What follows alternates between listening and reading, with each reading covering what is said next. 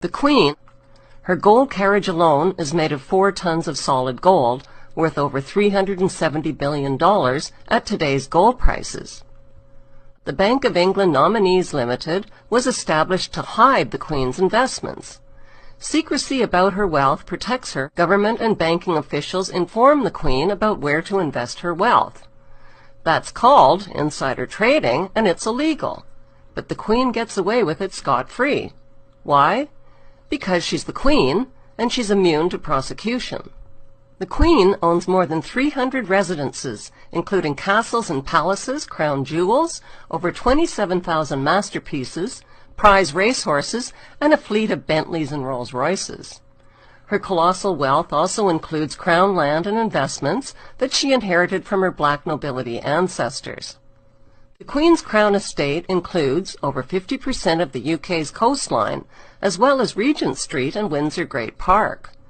Her trillions in wealth are passed down to her descendants, untaxed.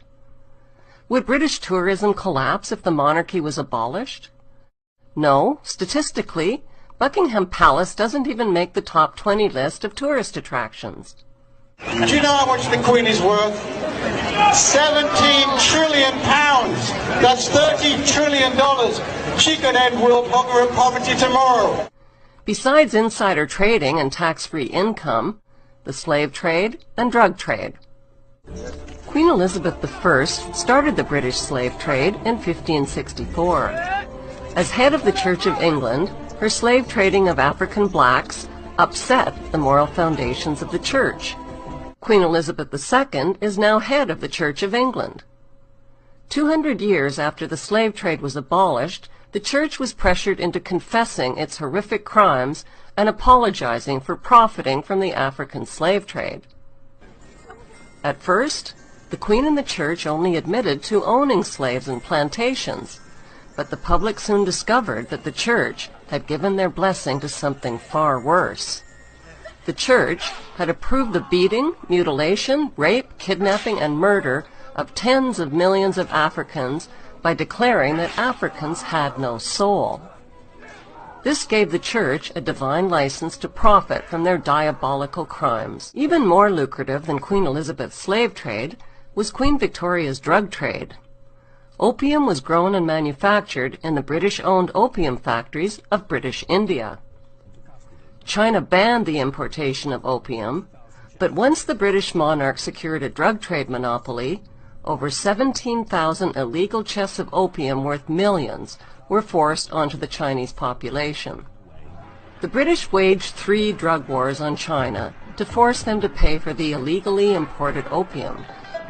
China's emperor didn't stand a chance against the British East India Company gunboats and Royal Navy. The British destroyed, plundered, looted, and raped their way along the coast of China until there was nothing left to loot or plunder.